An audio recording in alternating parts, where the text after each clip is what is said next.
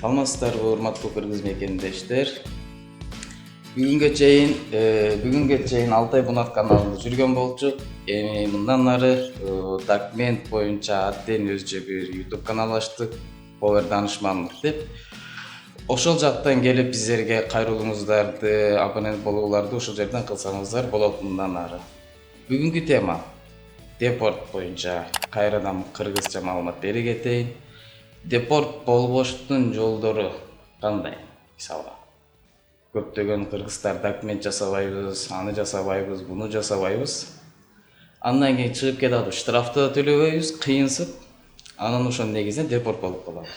Депорт болбоштун жолдору көп. Бул өзүбүздөн кызыктырат, өзүбүздүн да маселелерибиз бар. Ошого депорт болбогондун жолдорунда отурма изни, чалышма изни, андан сырткары рабочий виза, ушулардын баарын жасасаңыздар, депорт болбойсуздар. Көптөгөн жерде депорт болбойсуң, андан мындайсың деген сөздөр чыгарылды. Мисалы, көптөгөн фирмалар.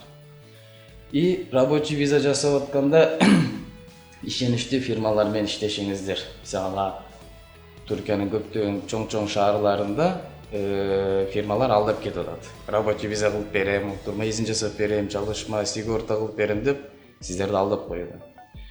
Ушунун негизинде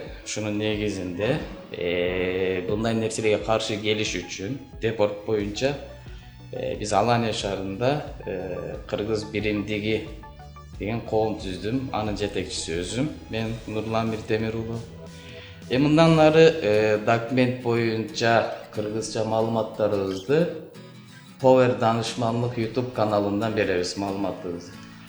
Сиздердин ушул жерде YouTube каналга келип, комментарийге жазып, номерлериңизди таштасаңыздар, биз сиздерге жардам беребиз.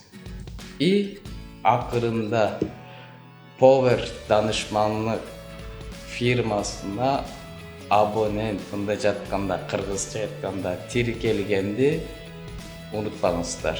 Көрүшкөнчө амансыздыкта калыңыздар.